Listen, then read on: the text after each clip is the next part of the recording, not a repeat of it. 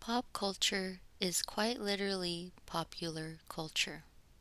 This includes celebrities, events, music, and media that are common amongst a particular society of people. Besides these aspects, pop culture can be described as what society deems as a prevalent set of practices, beliefs, and objects. Popular culture also consists of the feelings and behaviors that are consequences of interacting with these certain objects or beliefs. This phenomenon affects our daily lives, personal interactions, and our relationships. Many times we come across articles that specifically talk about things that are current in the world of popular culture. This ongoing experience is different over time, meaning that what is deemed popular or outdated is constantly changing.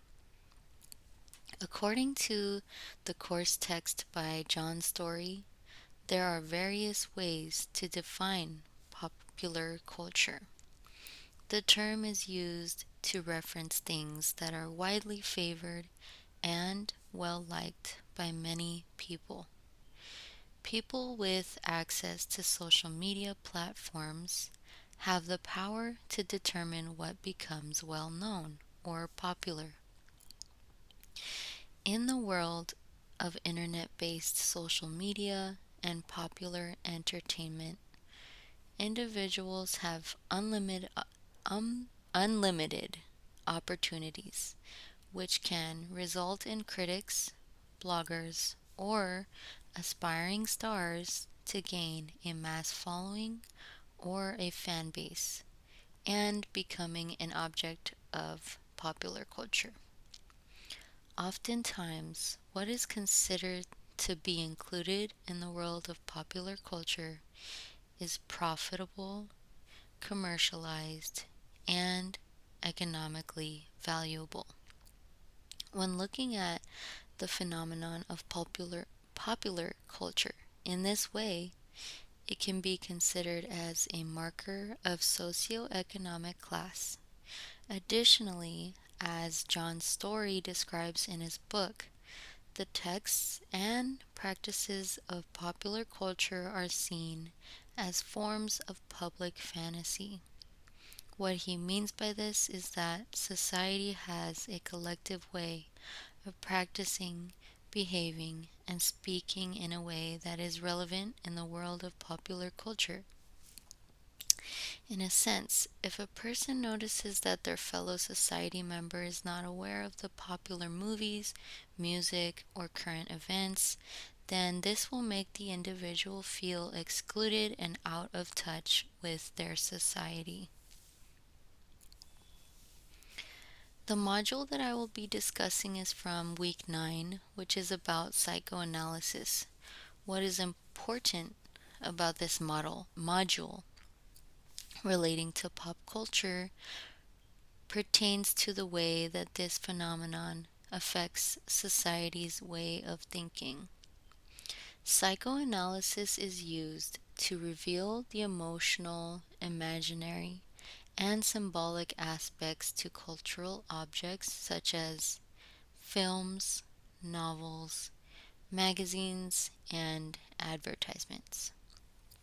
It is important to think about the theory of psychoanalysis in the context of popular culture because, as it is somewhat common knowledge, the id, ego, and superego can be significant in understanding a person's own identity. As well as this, psychoanalysis is useful in helping an individual or collective society with interpreting the meanings behind popular objects and beliefs. When we regularly consume the objects, events, and effects of popular culture, then at some point we as individuals must separate ourselves from this normalized fantasy.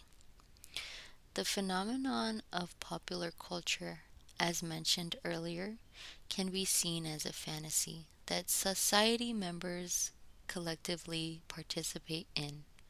When we do this, we still must live in the reality of life, apart from the existence of celebrities, animated characters, or other objects in entertainment. It is important to know how aspects of popular culture affects our brains as individuals and how it influences our behaviors.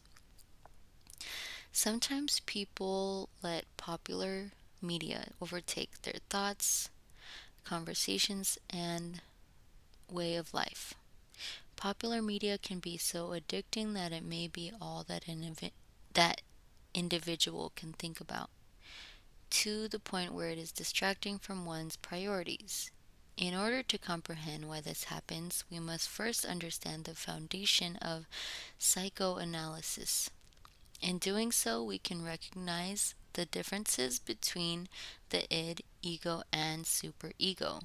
Also, by studying psychoanalysis, we can understand how those three identities, id, ego, and superego, are directly associated with fantasies and reality.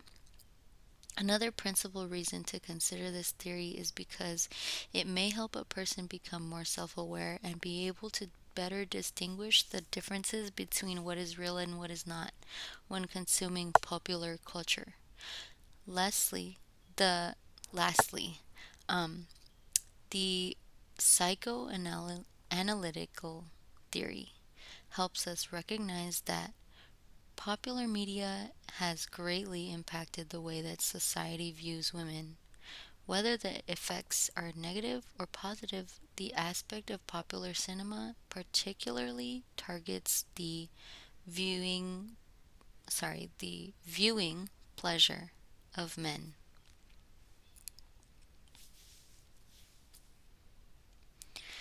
The reading that I will be talking about is from Chapter 5, Part 2 of Psychoanalysis in John Story's Cultural Theory and Popular Culture. Specifically, the author intends to convey to the reader that major aspects of popular culture have played a significant role in the way that society sees women. When Laura Mulvey describes her approach of political psychoanalysis, she says it is appropriated as a political weapon to demonstrate the way that the unconscious of patriarchal society has structured film form. Through her research, Mulvey acknowledges the aspects of the psychoanalytical theory that originated from the works of Sigmund Freud, and she has continued to expand on these methods. Freud established that psychoanalysis as Freud established psychoanalysis as a set of psychological theories and therapeutic methods. Something I found intriguing from this chapter is that in Mulvey's discovery of how popular cinema typically um, depicts women as objects, it is for the viewer's pleasure of looking at the screen. Over time, as technological advancements have developed, we have seen the effects of film become similar in the effects of using smartphones and computers. In the use of these devices, we see more than just films depicting women as objects. Consumers of technology as a means for popular entertainment are prone to encountering videos, pictures, advertisements, and social media that regularly objectify women's bodies. Of course, the origins of this occurrence began in the creation of popular cinema. The way that this reading contributed to my ability to scrutinize popular culture is by recognizing that the way popular culture is, still to this day, and it perpetuates the objectification of women. This sexual objectification on screen results in a controlling gaze that is specific to male society. Something interesting about this reading that I don't recall discussing in class is that in her citation of Freud and Jacques Lacan, Mulvey argued that the distinction between a child's ego and the pleasures of popular cinema is that the child eventually is able to recognize a more complete experience of one's own body, whereas the image projected on screen of popular cinema is an alienated subject depicted as an ego ideal, but not recognizable as one's actual and realistic self. Additionally, to understand the effects of popular culture in relation to psychoanalysis, it is essential to understand when Mulvey says that popular cinema produces contradictory forms of visual pleasure in which one promotes narcissism, the other invites scopophilia, which is the mere love of looking. To expand on the aspect of fantasy in relation to psychoanalysis and popular culture, Slavoj Zizek and Jacques Lacan have a unique take on the matter.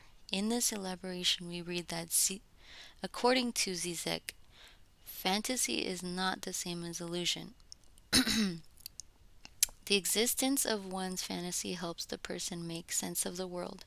The philosopher establishes that a person's fantasy aids in organizing one's thoughts or views about the world. Zizek also argued that his perception is different from that of Sigmund Freud, as the father sees reality and fantasy as two separate worlds. In contrast, Zizek and Lacan view the world of reality as less real than a person's uniquely constructed fantasy. As quoted by the philosopher and psychoanalyst, they see the space of fantasy to function as an empty surface and a screen for the projection of desires.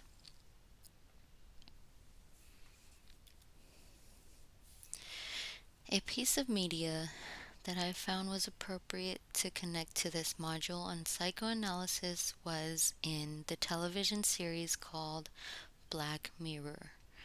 This show is a prime example of pop culture because of its futuristic implications and the way that it relates to consumers of advanced technology today.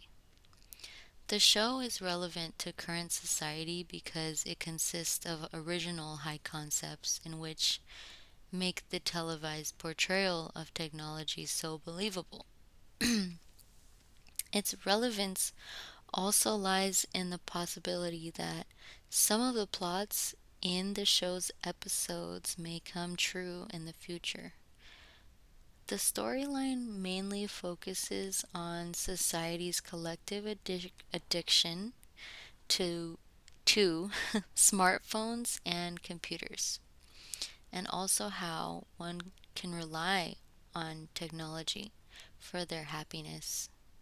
Specifically, the episode that I think accurately represents this show is from Season 2, Episode 1. It's titled Be Right Back, and it tells the story of a widower and her intention of uploading her late husband's personality into a new body.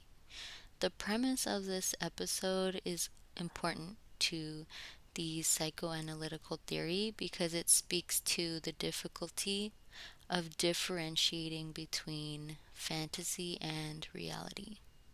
The obvious aspect of reality in this situation is that the woman of the episode did have a husband who lived a long life and he was real. The part that may be hard to determine as reality or fantasy is the notion of recreating the husband's existence into a new human vessel. As mentioned earlier in the overview of the reading by John Story, the theory that Slavoj Zizek and Jacques Lacan formulated was that A person's constructed fantasy may be more important than their reality.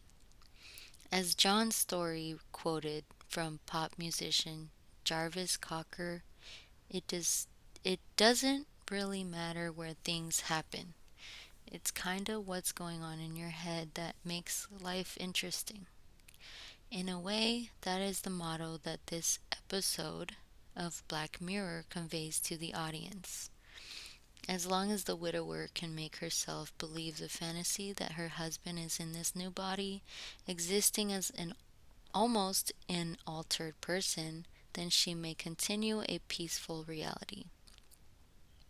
To reference another aspect of this Black Mirror episode, the widower receives instant gratification of having her husband's personality in a cloned body, but not being able to enjoy the natural and debugged parts of his very essence.